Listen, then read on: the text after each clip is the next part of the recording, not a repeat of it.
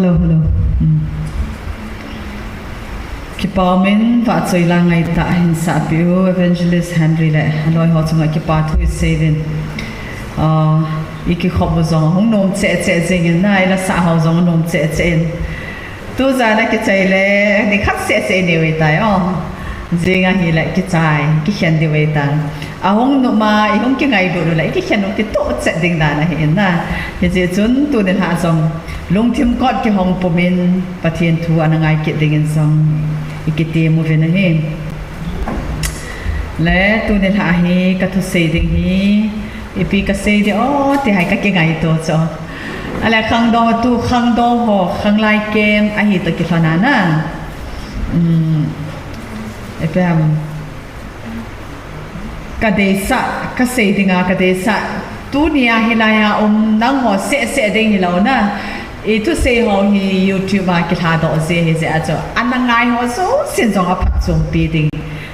topic khat ka hin thlengin he che chei le kita na hin nam pi a choi sang e te na kita na hin nam pi a choi sang e ti he tu nia I thu pi deu hin tin Bible sang khat ana simote Tutsi bu Proverbs ana peng do so ke bo na bon sa in Bible choi zo si chun Tutsi bu Proverbs som la di Proverbs bum som la di chang som thum la di mutawa Proverbs 14:34 ken sim ma sang ye zo la gang te pa sim deu Adi hin mihim nam khat a choi sangin chon se nan mihim nam pum pi ve dan om se khaven sim kin nge adi hin mihim nam khat a choi sangin chon se nan mihim nam pum pi ve dan om se koi ta bang a hin sim the yom ti ve oi law ba gang te pau chon kha be hin sim mo lo se ta en ging de wen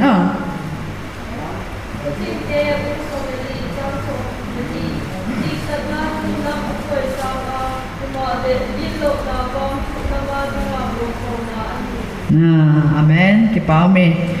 diktat na ti chuna diktat na hin nam a choi sanga bana git lo na ti git lo na hin ipitia nam khat dinga mol pho na he ti chuna di na sauwa It's a Bible saying it's what so kalung thima I hong lut kon sakhat wa so kalung thima ong kilang yen tin se so ka Google bang be yana si ka ga vet so ti ka sadan athu ki se mai meaw ke kanu gui bingo so isnem tile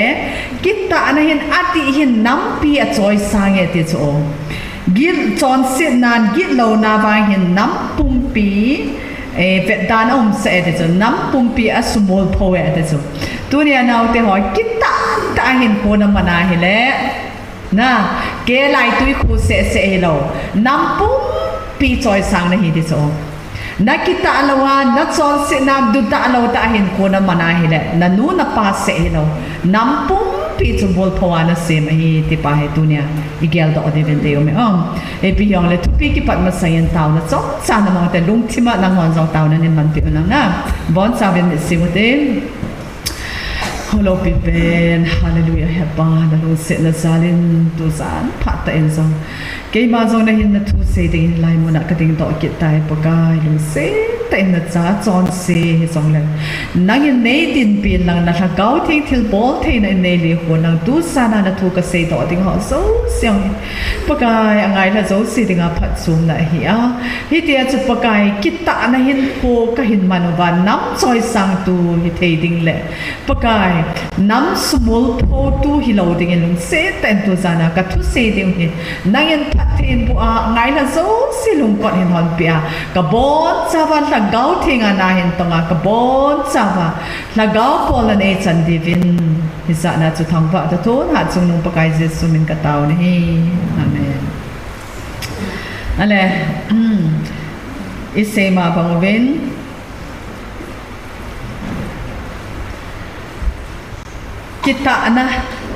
kita na iti ting le ipiham Itsanga elwale pitse de ha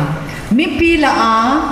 iuma zathang la hita itsanga na hita kita ahin puman ngai mi mulo pele inup bolding mi muna achu kita boarding alem chu so lo hise achu hoilai muni jongle aphat sia mu singo pathin au meti igel to ngai ni hoilai munam jongle chun patinin amulo tabang mutim no ya na tilbolong chu patinin na beting la khuwa asanga ba zo amu chuna tunia he ka Thethiem pheding dan se pitiham hichi in sung banga na in sunga bang na ruma ko na ki kha khuma gu thima na bol chu patinin na in beting la abang zo si lo na achung zo lo abang zo lo an min na mo te akichi set tabanga ko patinin ai mo cho patinin apa se achati he event si mo cho na tun bang til khat ga seleng ke tupa khat kane na tupa khat ka te ka tu te ho khat pa lo anun zia nei san apa chita ai chu asam la ngau min ka ga ki pui so ave kol de lo se achna ka ga puin dimapura ko airport ha ko han apa chu kumni hi cha chana ala zik dai khai le sing cho airport security pound so ni vezen na chapa ko paten ke vene ni yung ti so yung pot so na alang da na so a china so people an shat na so ka shat sa so ai wanga chu kilaya ka to ama khai le banga chu kamit chu ama apara ka la do lo so na ipia bolam asit heading a bol te like ka kai to tia chu kom sa chi na ka chi sa ai wanga ka vet sing so kamit chu ni lai so vet sing so na hita banga chu pathenin zong na nangin namulo banga chu pathenin apa sia ka chai hoilai a chi de hoilai zoi neo cha khada in neo cha khada lu den til neo cha khada ga bol si de te ai pathenin ai vet zing so ai mo so ke we na izia chu tu ne ai kita ta hin ko manangai dan hoi ga se de it's very very interesting and tu de lai to sip se de he khang dong ho ding ai kitil kho na thei ta doctor sa chung chai se de aza khai wa okay ale ama he chin state epiham lailand pi ho hi cho mara nammi hin na ama hi ama na say na acho apin ni ko zong a het lo chuna hi chi ja cha man a say chu zinka ni si le hin ka birthday hi zega de chu chule buang so si le ka birthday ka man ji het chu ipisen am tena ka date of birth chu ka date of birth chu ka hapon ka nu ka do la boy na pin ni chu zinka alang hin guwa zuwe 80 chu a hi zega te chu na ka pa ka do la ka pan boy na pin en ke ko la ka chi do en ka hapoy te chu hizia chu ama dinga chu guwa so si le hi chu ka pin ni he te chu na hita banga chu mi mol hi chu ale a kho chu lampi lampi hlum lo gari zong khat fe zong chi lot khalo chu avai cha dan danu chu keng vanong hi spare khat zong ka nei lo te chu half pen khat ka nei te chu na chi se to chon ko sa ka he te chu apa hi pen tha na ti ta ne ai gam la he na ni som li hi an ngola ga tau chu atawai na sata apahin pathenin ahin umpia tagaw pol na unsanga na iti at sinahi mi ho tau pi ong le adam lo hong sa tau pi le dam chet zong so chane thi lo hong chu tau pi le chane umahita chuna aje chu pathena akipi si acha hizia chu ama hena seina achun kapa hin kapi hin ka in pute tau mi hati so an mola gamla hi tau na mga katsi jing jiu hati so na neo cha hin na ya so ale hi che hin ama hin kan school zong he ka kho ba hin school khat au na a kho chu na agam la ta dan chu chi ho mal cha ho bang om dan chu chi ho bang akit so no ma le ha ta khat nam a zo ngai cho chi se cho ding ang chu na hap ta khat at silang ahong kile lang nigit hap ta khat kitela nigit hi asulu si so lampi gari lung lo na hit sabanga chu yana khanglen he chu a school inum a khu bai school khanum school chu sunte le ke ho school ka kai zeu zan le bong ho loi ho gi easy he te na jinka le school ka kai deu pha le loi ye ho chu ka he thing wa chlai chu school ka kai zeu te chu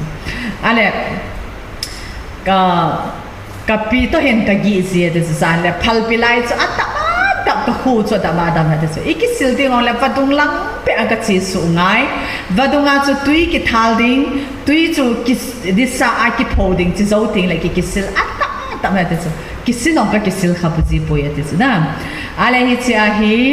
aman se na chu so ne lum ma ki chen ji ne la le phal bilai chu i ti tha je chu nai ne la ka ti tha je san la ka pin e kho je atina sawa saw vom ke ku ya chu i khot ke lem lum je chi zo te la atui bu nam si the thu chu a khona si je ka tung to ni a loi je ha te chu ale te chu khanam si the thu je ka to ka hi half pen kha se ne ka te chu na he chu a ke te ngai le pa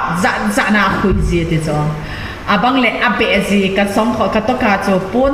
za color za adim tai te chu ai bang spare ka nei poi te chu na hi che chun amana se chu hi che lai ta chun ka pa hin ka cha pa he doctor hung he ti he ati ji e ti chu na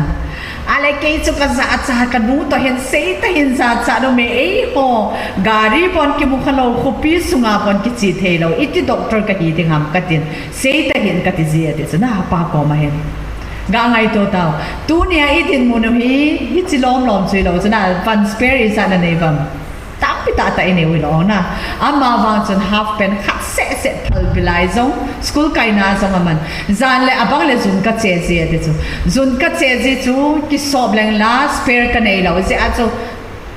ka chen ko ji school a ka che le ka tui bu nam to he le na nam si 87 koi man 8 to pi num ji pu ya ti so ti chan ke ha chun again theu chu na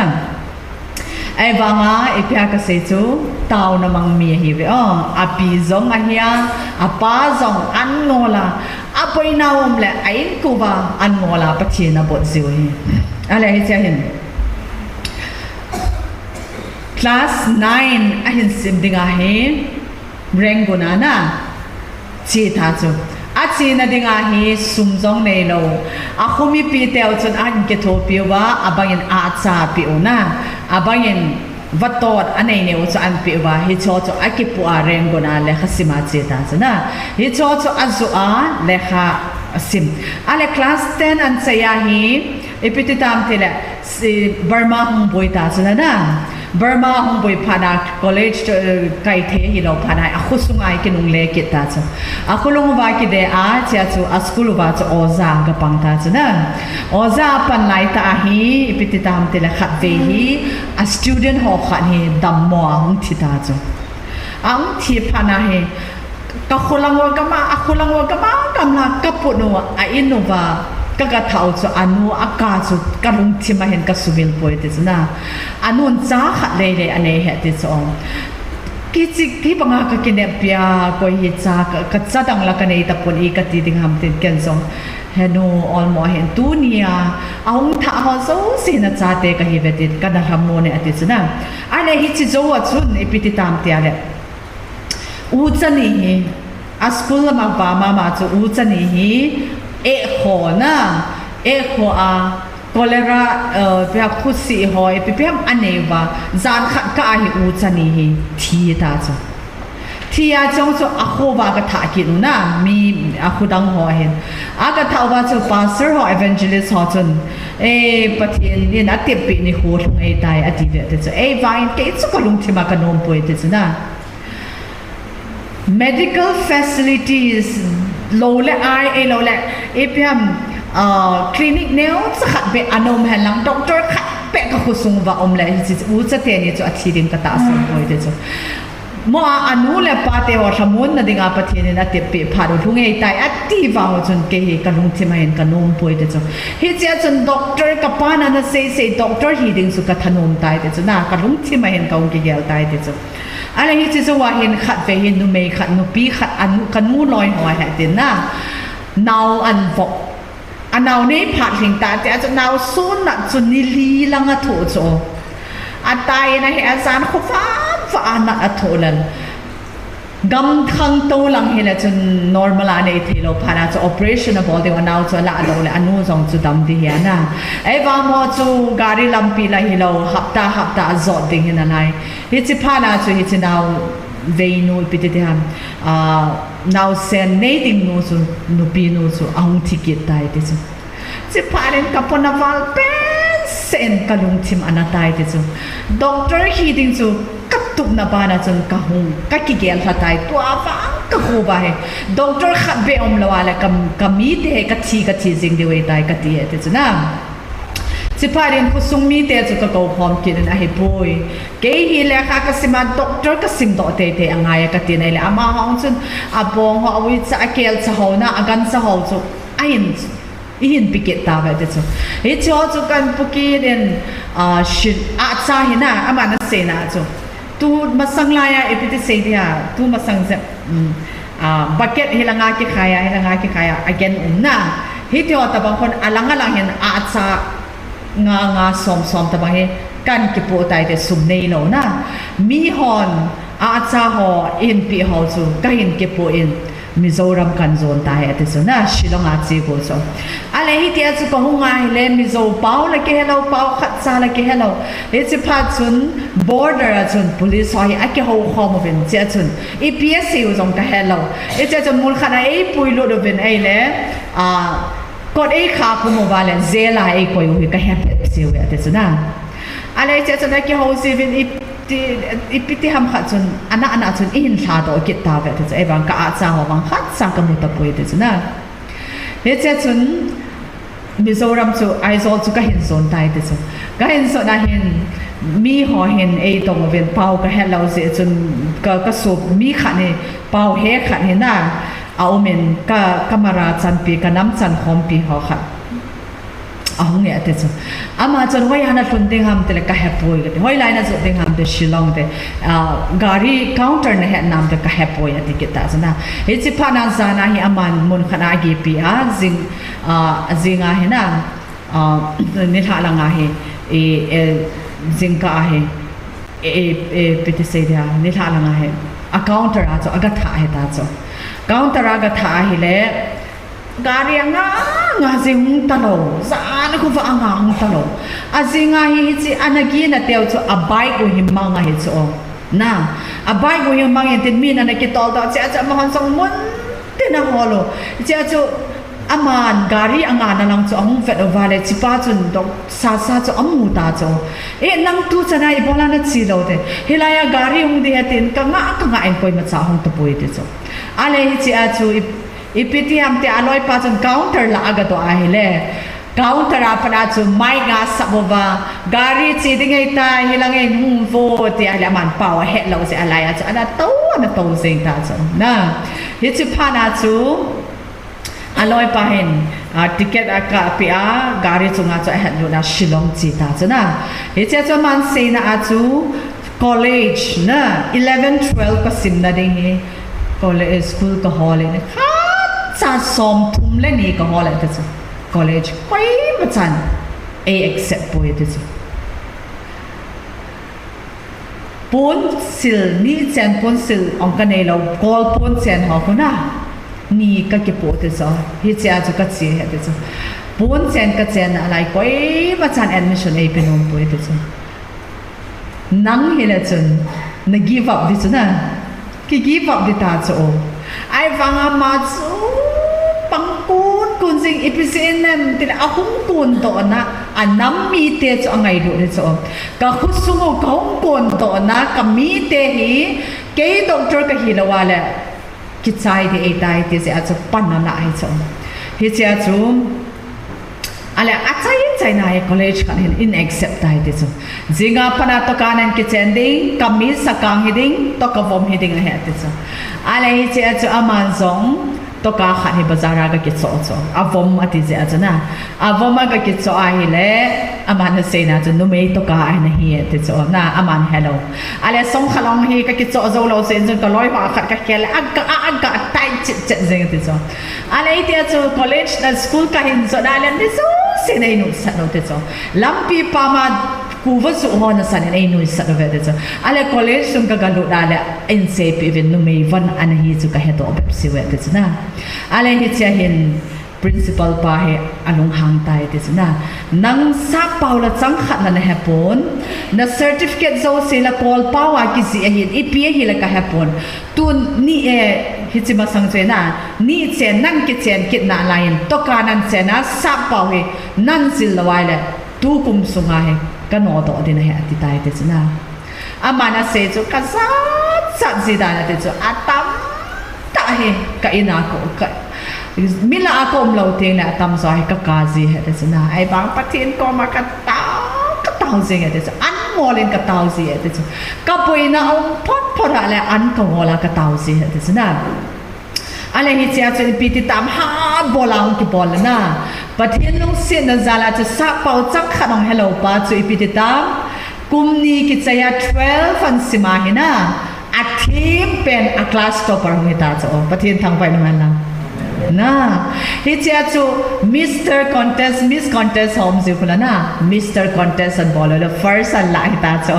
เจ้าจะนุ่งอาหารจูกิจูซิงดานว่าเห็นอามันเสียจ้ะดงมาองกันเองมันเนี่ยจ้ะนะนุ่งอาหารเองเฮลเลยจ้ะไอ้บางก็ซับเป่าเบะเราเสียจนอันเมนูจะละมีชิลองหอจนเลยซับเป่าที่บ้านที่มันนะ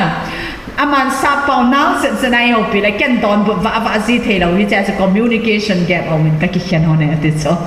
นะอะไรที่จะจน12ฟันใส่อาหิม scholarship มันหมดจ้ะนะจะจูArmenia him medicine na doctor medical simatsi ta cho ale hi sia hin amalan se Armenia ka thuna bang chu document so khoi ta fill up ki chi che dangai tai ti chu ale hi che chun date of birth hung ki ngai cha ta aban ti le place of birth time of birth ti ho chu na apin ni khu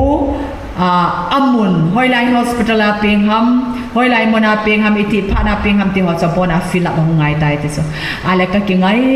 to le ki heta lo na kanuna se chu pi ham te la tap sa na pingin na pin ni chu jing ka lang a hin guwa zoe ti se chu ka het ti so ale ka in fill up tai ti so zo la ki se nom lo tap sa ka ping te kitchen ka ping ka da na nom lo ti soฮิตให้ปุ่นเตจี80เวติโซไอ้วายที่ที่ทำเป็นประเทศลงเสนาดาลจนน่าอาหินสิมตายอะไรขัดเวฮี a turning point ไงเดี๋ยวจอยเต้นคอยมันใส่หมดอ้อยหรออะไรที่เจ้าฮิปิติตามที่ไอ้เล่ขัดเวฮีอามาเห็นฮิตลายาจุมีกำจมมีกิไกคอมาเห็นนะchapel iti bang ahi worship ane siu cho worship na hi hoi ta apart ala si prayer ho so hi lead abol si chu na Dr. Sasahen ala khat ve hi pititam te ala scholarship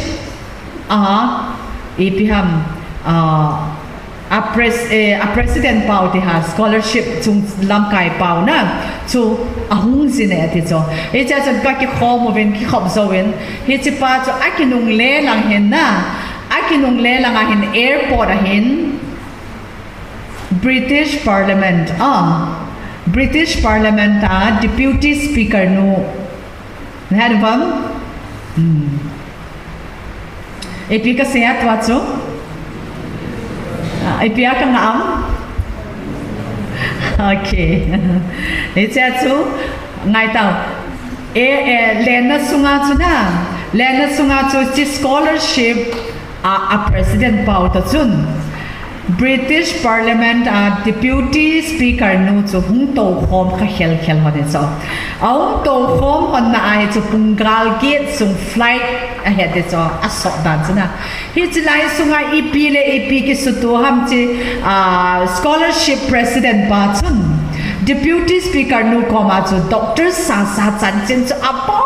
che ke lam hung ke chu se ta chu ne thiem bang pathin thil go na hi ka tinung cho pathin thil agon te ngai la mi heben ki pel thei lo cho pathin mi phat thei bo ta nge te la mi hem koi ma chan anan zo lo na hi che chu airport I mean flight sunga ong to na wa hi Doctor Sasai Burma ako na tinglang pa badrumazong kisil khalo na akisil tingala sauta ta badungangat si akisil zi pa chu ade dog birdzong hello pa chu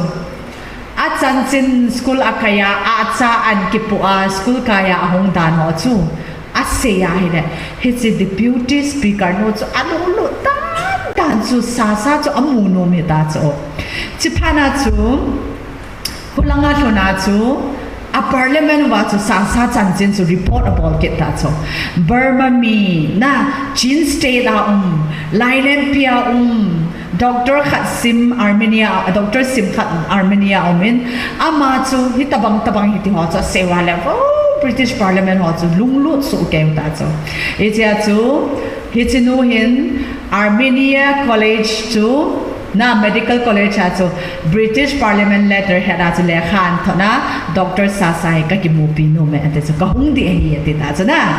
e chi phana chu Dr. Sasai se pi wa manu chung de he de ale ma hi lung dong ta chu ipi hung bol ko de to sa pa bon ki thiem lo ipi yo na ki chi pa yate minute nga kalwal ki mudi ham ate chu na ale chi chu chinu chu hung ving venga Dr. Sasa chu hung mupi ta chu na ahung ki mupi a hi tu hafta sung hi ka ding a hin ka chi na nei ki hon pi de ati ta chuna ma chun minute nga se ki mu pi ding ati chona ai ba hi chinu chun tu hafta sung Armenia hi ka den ding a hin ka chi na nei ki hon pi de ta cho Armenian government in ipiha helicopter kha api ta chona cha chu chinu chi na chu Dr. Sasa on zui ta chuna Ting ham ko chonga gari thunlon aman ase na wang chu ka khusung wa gari a khat veina ahunga chun ka khumi te ven ipia hi he po ve des abangin va cha hi sa ve abangin kan cha hi sa ve te chu mong we te kanu hi sum izat pe jong le chun izat a hi he po te chu aje chu abc 1 2 3 a he no he te chu kapa chun na ana in abc wang a he chi je a chu amin chu ab ya sa we he te chu na hitsan ge a chu mall it's on ga ngai to ta na a mall da na chu tu de ai ho khosunga ba chu koi ma cha abc hello yum lo piu na 1 2 3 hello yum ba hello mala na sum jong chu hitin cheng som ni som nga za khal sang za nga ki koi le koi ha hilang ai pan dinga koi hilang yan sin koi zo deu zo na number he dan dan zo ane cha hi aman zong ahung ki le hona chi pi se tam chinu hin Dr. Sasa nang hi ka chapa ka ki adopt din he anti tai ti sana nan no mam 88 ti zo ke zong ki tang ka sape sen I ti le ke ching hang pa chu British Parliament a deputy director nu chun acha a ki pom no ma hi te o te ka lung dong tai ti chuna hi chi pa chun ken zo he nge ka ti te chuna chi panin a chu ti ai le England ana hum de hi ati tai te chuna chi panin ama chu chi tan le khain thodovin ticket hoin thodovin chi ding chun ka ki ko tai te chu ale ka gat si ai le ipiti tam te le vanui le sina airport lin pen London airport chu ka ga hum tai te chu ale tan chu ke khupi song mu khalo pa mi mol pa chu tai ka fa le ale thupi pe sen tai ka pe na lang ka ki he na lang chun kan te chu kalung mo te na tai te chu na chi parin a security hotel aging mo ta ve te chu na aging mo vin a man ta ve te chu Japan and Genzong British Parliament a pan a lekha hong chu ka ve silent na sin thu hin te 80 ve te chu na ai wang apam lang a chu ipiti ya Parliament a lam kai ho si chun Dr. Sasa chu in maya na ngau chu ki dan chu na kon he chu kan gel da a song apang poi de chu ke hi khat ve le doctor hu hi nge ti zong ka neu la ka pa na se chu ka sa chana lai he te chu ai wanga pathin ka ki na tum na ki che ta doi ki che ta ka ne ya pathin ka po se a chu pathinin lampi an thon se he te chu Parliament lam kai ho chu British Parliament lam kai ho chu in mai langa e nga ovana ki golo ke chuna police on interrogation e bolo te chuna che phara mo zo iti hama an ko le wala adi e tai ti pha chu in ha do ve te chuna in ha do pha vin he che kanu na anu chun anu tha chun ti dau de pa cha to api uwa analam to chu na I che chu pa cha cho ki choya pa cha jong chu choi ding dan jong them lo ki nervous kit na lai ka a cha khai bang bang tin ka vai to den lai I na ti ham 80 ve ti chu na ki dang a sa ve ti so ai chu pa chun ale anoi langa hen ka kum so vin na railway underground train ikhala chun ka kum su kit ta ve de ka kum su wa la ke thing hang pa dinga chun na sape sen ka ngai to na chun izo le ling hom ka la le hung chim le ti chun ka lung ki me tin ka ke le ke tai de chuna ka ke le ke la ka ki man sa kit ta ve de ka gamang kit tai de chun na agamang kit ta cha chu police sa dong hol do ke ba anu ko ma chuna apui ke do ta chu e cha no chun to le ta to ko ma boy ti chunung ta hin heart attack ka thi lo te ti chuna ai cha chun ama chu doctor England cha sim sa ta chuna kidang na sa ba kidang mo chuna ala hi cha chu British Parliament a hin thu a se sa ta ve ta sa pungka khat sa pa wa thu ka se ko ul kai le wa ka se ka se chai chu na mo cho ki ve tu la ala ze wa ka thu se chu ka sa pa cho he lo da no he ti ai cha chen ne ding an ho mo ve nei la mi sa te ko na a main dish ata pa hong masanga cho anne tuina dinga ko ipiti se dia starter ati an hop ziu cho ale aman chu hello a starter ho cho ne ta the main dish ne take it talo na ai te chung ale kum sagi sun doctor and simta chuna ale kum sagi an sim zo ai ipiti tam ti ale Burma he kil hung thata cho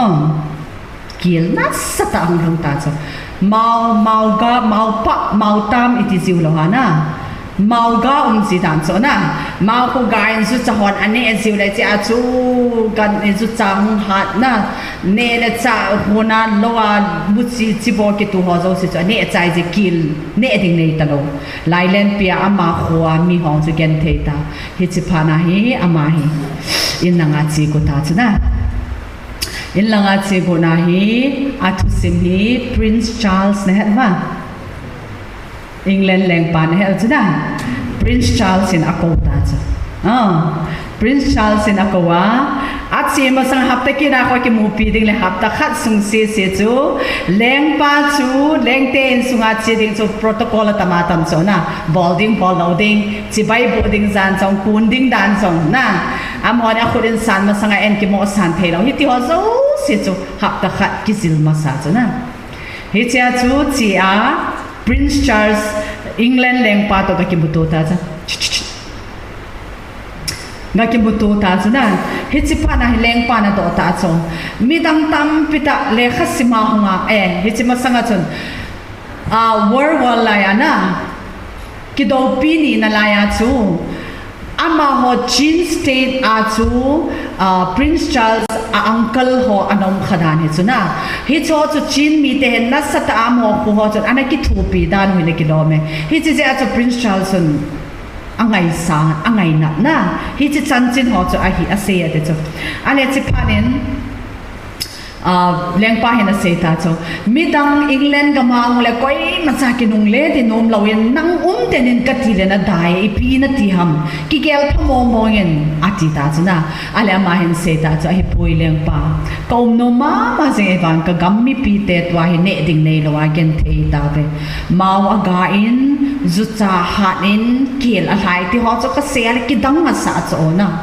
mau pa mau ta mau ga ki ti ho cho za kha lo da angai nom dan chu tina ale hi che chun le khasima ka khubi te ben gan cha ho an to ba hi cho kan ki puna ba lam te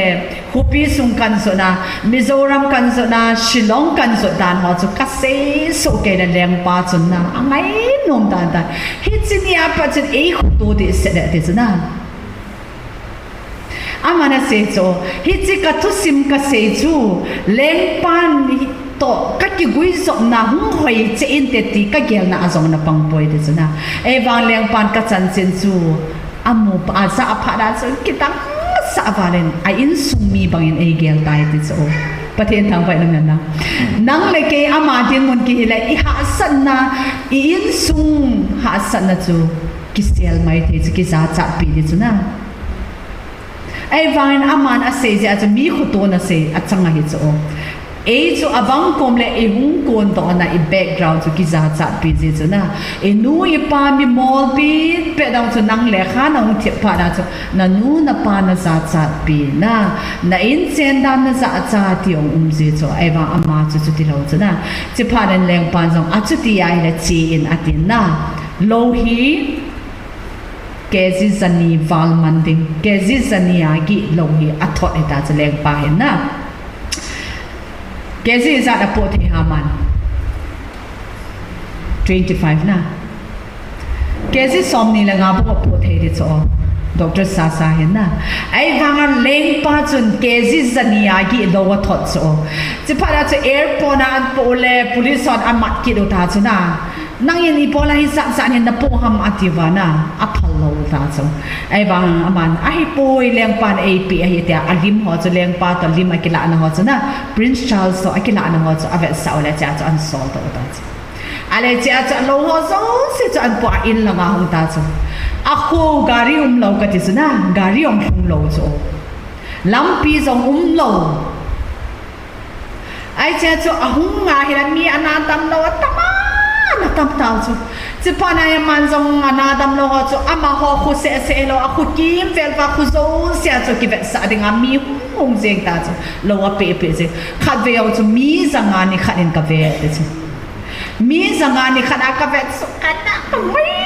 te se yin ka dam lo de che tai ka chi de che de chu e chi pa nen kan ong kim be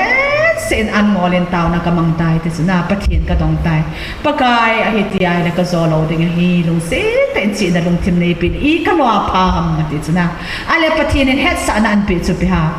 hi ti ana in a sign a khu a volunteer mi ni ko wen lang ama ho chu training pi in ati ta chu na hi chi pa na chu a khu zo se a chu mi ni ako khoma training a pi hi chi a chu a report chu Amer England a thot kit ta cho England a thot na hilana parliament a leng pa hin koi hang ki pa pe se over sum tang pe ta an thot ta cho is that right there pound lakh is that ham khat an thot cho pound khat ko is that hai in India suma in dollar sang a din zo na dollar sanga pound hi tam zon lai so 120 ham na ga hisab leo chu lakh ni chu crore is a hidem na tam ta cho hi chu an tho chu Dr. Sasai alopi dan chu na asuman thon ho chu amma nang le ke hi la chu ne go building in chen nok nai ne ding in hoi ki sa de building hoi ki sa de so ai bang amma na aku kim vela mi ho so si chu training api na bana chu ne cha supply khagup sung ving veng ni chi sum chu ane o ha te chu mi pi chu na chin state a mi pi chu ane o cho pathian thang vai na na hi chi chu I ka se nom chu di tak na in nam a choi sanga ti chu na kita na in nam a choi sang cho Dr. Sasa cha akita adan nan chu cheng khana kita ji a chu a crore azong kita hi chu na hi ja chu leng pa hin aman NGO khana nei cho Health and Hope Foundation atiana hi chiang chu Prince Charles and gay president in Nepal sa in atin akitum na lai ati so na kita tan so leng pan na it's a thing lang mi pa ko ma so na organization at the NGO at so gay president in Nepal sa in atin na lai ati so alai cha chu mi khan hin ase so I interview na so na Dr. Sasai ke no ata ka he hi mi ki neo sa he so a training ball line soon lehin holin ta khanen mi zali zanga to training api hade so microphone na sound system sound box azaze ni luma thua hilzi zan lehin devotion an ekit zia ama speaker apang kit zi ni luma mi a hil zan zong le mi a hil kit na lai so hi chan ge a chu pang chu ale hi cha chu leng pa hen ipi na de umam te chuna ipi ka bol pi de ham atina lai chom leng pan ale amani ipi thumin te na ti ba in ni sa apin hospital ni sa apin na tia ako chu gari hung lo chu na ai wang lampi ni sim pi uvena ti lo chu airport na airport ka ngai chai ati chu nang le ke hi le han na leng pa ni pina de yam te chu leng pa in zong ka ne hin ka in sa na ding ka hospital sa ding mi adam lo ka zen na ding ka ngai chai ti diu chu e wang aman anam pu pi ding chu agel chu khat se de gel lo chu na anam pu pi ding chu agela hi sia chu aman England aum laya ahung kile masanga se chu kale khasim na dinga ka khumi hovin sumle pai an tho khom wa ke e chaw hin tuai ken kale pi phat e tai ti te chu pathian tham vai na man now te ho tu nia hi chan na thun da ninga na nu na pan sumi za na sen tam na khat ve pe ong ken tuai ka nu le ka pa ka in sumi ka ho bung mi ka le sa phat e tai ti na gel do kha bam ki gel do lo chu na hi cha chu khat ve ong hi Queen Elizabeth first cousin at chu a family wa chu Lailand piana ana to na chong ki thu piu so hi chiang chu hit tabanga apol thia amin than banga chu chipe ina cheng na lai chu building a cheng nai lo chu che ina cheng lo chu ale cha hi Queen Elizabeth first cousin chu anu pawa family wa hong a inu chipe ina chu agi sa chu agi sa ile zana hi zu chate hong lang tao chu zu chang toi mot ta na zu chang toi ti la gin si ko la na che pa na chu ama ho hi mi ai sa hey shi kai mo fe pem ma ti ta na ale cha he na ma na sung la nga chu izole zu cha he ki ti la ki cha ti we tin tin che pa na chu ka tho to in tao na ka mang ya ti chu pakai se ta en kamal zin hoi mi thu pia hi zu cha ho su boi sa hi ben ta pathian ko ma tao chu na kidang ta en ka tawa le zu cha chu athi che zin ta ve ta chu pathian thang vai na na now te ho tao na hin thila bol the da na e cha chu zin ka azu cha he ka ti chu ati cha the dan dan wa ti chu na ai cha in khat ve ong hi cha pong hoi mi khat hin pu yu ve te chu mi khat ong ne pau ka he hi ve ten mi khat an pu yu na ka do ai la sap te khat ong ye te chu ama pa chu airport sim na dinga amun ve a hung a he ati chu ki dan chu na yung hall do pe te chu cha chun amun su ka ve ve nei le hilaya hi airport is sa ding wa le mul khat mul ni mul thum mul na tang thum hi i vo tha wa ngai ati ta ve te chu Bible in pisem nata sanna an kamuti pha hen lang he le hi chi mul hi tui khang le na ki chon lu nin ti jong na chon ki chon lu the dinga hi ati chuna Doctor sa sain ta sanna pathena no puna anu apan pathena na bot na ga chu tuai amu ta chuna hi cha chun ahung ko no ven sum tam ta world pengen sumahin toin cha chun mul thum chu asumang ta ga te chu Lailan pia chuna amho area chun mul thum ta hi asu chi ben airport asimu ve te chu pathian thang vai na man lang alo pi dan chuna gari sun lo na muna chu airport ki tunga hita chu gari China ding jong lam len no ta asimu ta chuna hi cha chu 2022 ha 21 la tam a chu athin so ta chuna hi cha chu ana adam lo au mai la gangchel sela ki pu na thei dinga chu air ambulance na len na mi som na level dol ding khani amas sa pen dinga chi ba sa pen so ki dan chuna ale hita bang chu tu ni hin e hola azong ki semente ki tilay na taasan di be taasan ha sa chuna ama chu pathina gin chu Bible sim sing chu howin kai sing chu taw na man sing chu te yun la azong ki khom na alam kai hi chu ai bang ale kha sim su boi lo chuna tu ne ai pha ai hoi ki lam na cha le kha ka sim de sing exam kan ne e lo le thai ni ka le kha sim de ta me ki khom no ai bana le kha na ki sim de lo na tu jing kai se ta osna ilu achim set na thedinga ne ne cha zong ik control ngai ti so tu nia suna zana imu a mobile phone thama ne ne chai lai la azong koi the ko ya a khole don theyong don zenga lo thin ding tiu bang so ha asa hi i lo thin lo tiu hi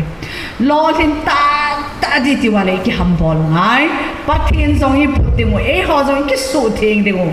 Bible zong sim ding ho win zong kai ding nu le pa thu zong ngai ding le kha zong ha sma sim ding le nam choi sang hi theu chu na ale hi cha hi pititam very interesting part na cha hi Buckingham Palace na Hanover mi dạ khẩu chứ na leng tiết chén này cô British leng tiết chén này cô na Prince Charles te William te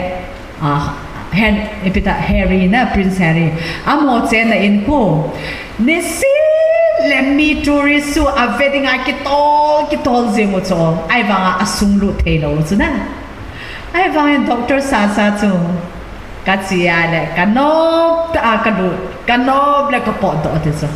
hi che so sap te hi tin e vizu na ko hi zai che pai ting hang pa neo chakat pai anop le lu na anop le pot ham tin kidang ma sa ve te na ale hi cha hi khat ve hi Prince Harry zine chen han ba azino men pya I follow khalawam Prince Harry zine a chu Meghan hilo na azino chu aki chen hona chu invitation card amu chu langai tau hi chia chu vanoi le sena celebrity ki ti mi man thanga Priyanka Chopra chi chu na aban ting le Beckham ki ti ha ai vanoi le sena mi min thang zo si chu mi sang ni I invite chu hi chila chu man zo invitation amu chu na a invitation card chu ki chu ya gena galu ta chu na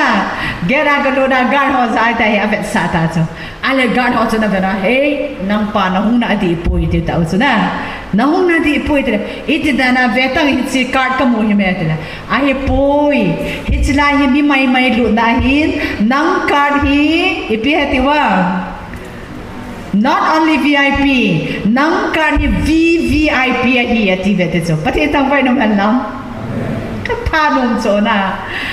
VVIP hi ate aninga hi na red border I khat so nang card hi VIP hi pon Priyanka Chopra ho to na langa na to ding hi pon Beckham ho to na langa na to ding hi poi nang to na in sung langa na che ding leng pa in sung mi to ki so to ding na hi ti ve ti cho pathin thang vai na na lo pi hi na naw te ho hi chi chu pathin anung thlai ting la hi mo ting khat sam lo na ai chi phat chun a in sung langa ka chi chu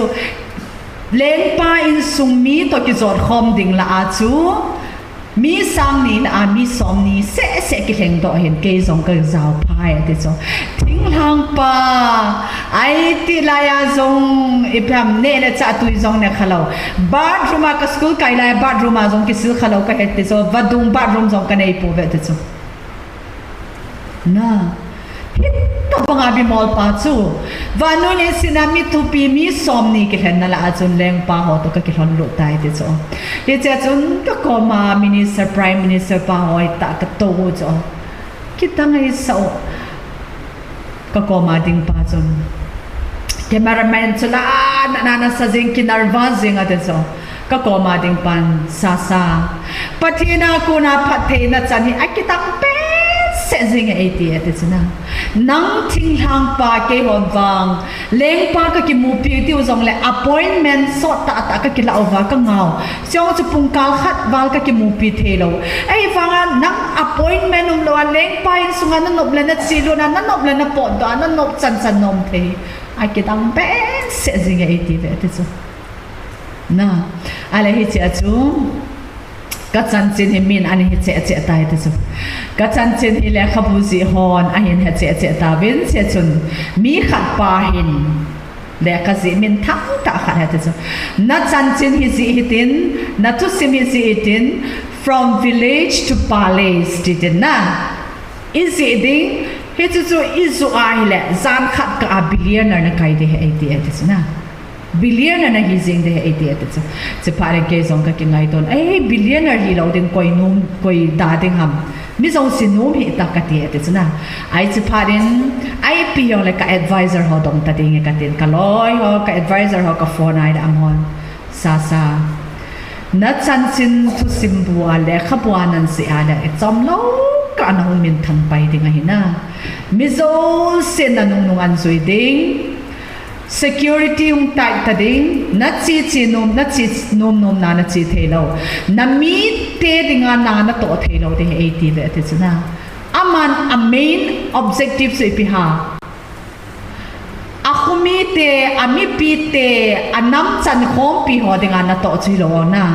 a chang ding ki ngai to he lang hele a phai ka chan chen si uvin atia min thanga billionaire kai pai di so ai vai advisor hon sa nang hi na mi te dinga na tong ding na hin hi je chun chong khat khungai ta din hi che chu hi la na min than be se ding na no na chi thelo ding ai tai ti ba te chu ai che parin ken zong a hi poi chong khat khungai ta diu te tin ka chan chi ni ka ji sa ta poi ti chu amana se na chu no helang tuai house ding le house loading ka khuna mai tai ta chu na switch ka me ani ni le overnight a billionaire ka kai se de ha ta chu ai vain billionaire ka hiya ka nam mi te dinga na ka to thelo sa ngin hi da nge ti a chen so chu pathian thang vai na he chu chu hi ti tak na in nam ma choi sa nge ti chu na kita na in nam ma choi sa ngin migilo te bang chu nam sung amol pho sa e ti chu ai ten tu ni now te also se ki kel di wa ka amana se chu na ka school kai lai ka gen the lai chu ka na ta me ti chu ai vain abang le hapta in an ka ngolin ka thousand pathian ka dong se ti chu na to hi si zong ane ya na cha so mane chu ai wang ama cha ta chu li gup chu atop akibol na mi cha ava ai hitia chu sap te hi akozi a khuba chu training a bol ziwa khatve yong hi Hollywood a director min thang ta kha ti ko yati tam kha hi ka khuba hong ete chu camera so man ke po ete chu camera so man ke po en ka khuba hong ete chu thing hang a chu na a hong in commentary sim ding hatin ai ka khu chu video hong la ete chu Hollywood na song ai pui na Hollywood na song ai pui ale ken Guns and Roses te ka ngai sang ha ti so na ai cha chun amo in a chun amo chen na in a chun ai fun sa kit na lai ve te chu kit dang hi lo ham na kamang in song kana mu phapoi te chu he cha chun patien hin mi him ba hi o pathe bu dom teng la na koi san ipin zong adal zo boy de ke che ten ka hin koin ka mu ate chu dunia he ama he UN ambassador envoy ahin na UN aban ting le tu masanga tu Burma boy ta sana na bai Burma boy masanga cabinet minister zong hi ahi tu ang hi jing APM aboy se ahina anam mi te dinga ana to kon na samo mga hi hi se chu tu ni hi nau te hon zong amana se chu tum na ki chi ta nei ven ate suna tum na ki chi ta nei ven lang hi chi ma sang chun pathin hol ma sa ven te chu ama gamle chon phat na hol ma sa leo chun adang zo sin na mu de wa te chu hi se chu na dream na tu bu chu na lord hin the na divin step khat zong nung chon hi vin I tabang ha san zong le thu ham vin ha san na kiti chu permanent na hi poi ati chu vai cha zong permanent na hi poi na ise chu tunia hi isay no mo su thil dang hi pon Dr. Sasa chu banga mi mol pa na van spare zong nei zolo half per khat se to aneu la hin pu a school kai chana hin pu in mang pa chu tunin wang na leng pai na zong nop la che leng pa be golwa an kong zong awum khom pi na te he nas sa ta pathin in a choi sang hi I bola choi sang ha a kita azi so na anam mi ahong kon do na so ahong kon do na sumilaw now te on kasi nung so dahong kon do na sumil i bevin ita bangin si na tem na hinay song leo so na nung kon do na sumil i mi tam pita chu anu apate na lekha simlaya ayin alawa so na ilekha tim na diva school kai na diva ay lawala min la mol phawayum law na diva inu te haw ipate hawin abang le ane gawon so zia lekha sim sa utso ay banga yung lol henteng le inu ipa sa ngay bol thaiting le abang so inu ipa kisin mo ta na nu le pa ki chom num talo nu le pa don le don lo va ki koi gam ta na ay lo vale piti se ikubi te zong ki sa chat pi office ayong tawa officer len tayong ting la iloy igol ay lawale masanga yung kondo na kisumila na kikihet mo sa na ihina zo si kisumil mi tamatama he Dr. C.K. Kaiser na to say na nu le pa te hon na le khasim lai ven katsa nu katsa pa lol hin na dingin how bung mi ten taw na nei man pi vin ativin hawina phong je ve tis na hawina phong je vin abang le nu ten an ngolin ki tawin abang le how bung min an ngolin ki taw je ahung lol te mo le pi tiam hawin zon tanaw na kaboy pesen kana tam pesen tin hawin kai tanaw mi tam pita ang metis hiti chu pathina ki pa momong na dem ati so na nalol hin masanga bang so pathin nung se tai nei lol hin se te yung lol hin ta ole ka hat na lol hin ka hi kitinom zita sana pathin ki sumil zita hiti so now te hot dunia he de inam sungu zong hi ige ngai tu a hi apoya boy tai na tulai tai din mono zong he het so ke we sei lo wa zong het so ke he ja chu dam piu sim phatingai tu ne khang dong te he na poi mo so na khang dong te ho nang ho nu le pa te hoi ta lo en tua hong khang len ding na ho he nak sa ta le khana simuwa na nang pi di wai pi ka bol the yu mam ka khusung ding ai pi ka bol the yu mam kita ta hin ku ka mana hoi lai mun hi song le mi lai ta gam pa mi song le kita ta hin ko na manala pathinin na choi sang ding nangin na nam na choi sang ding hi na amawang gam pa ma umale khasima mi na ngai to la ya na hin zula sa na kit sema na mol tho ta ai lo le nom sata zula sa hin ko na manala na nam mi te ka za ut sa de hi na tunia zong masanga zong thu so za gam da nga ho chunga ki za ji cho chi phale ki sa cha ji chuna I hen kha lo hi zong le o daum na lom no me ti kalwa ki se thi lo chuna I je chun tunia hilaya ke ma naw te ho so se ba nu se ta en hit ta banga nam sumin siding le khusung sumin sile nu le pa so mang ding en wang hin ko mang hi pe eventi ka tip na no ma hi sang chun ha panen pangoten nam choi sang tu nu le pa ki pa sa tu ade ti ai sem pau pathin lo pi na diga ichi now ithet na ho mang cha hiding in song pathin ko ma ikitep diu ikithan diu in song kanu me na he na ale tu ni thai se the chanu chu hi chan song ni tan tin Bible sang so khap ve hin sim kin hi o ka dei val pe sen hoi ka sa pe se zeng I bai hat ke diu hi o chong hen adi hin mi him nam khat a choi sagin chon sen nan mi hin nam pum pi ve dan om sa e this dunia he hoi chi zo chui hi diu ham na dia mi him nam choi sang hi diu ham ai no la git lo se a nam sumol po hi diu ham hoi ta en nang mai thu thu na ki semen ti chu ka se to no hi la tu hin itu se theo hi chan sui tan tin pathenin athui se to na chan si wa den pathe bo pitahan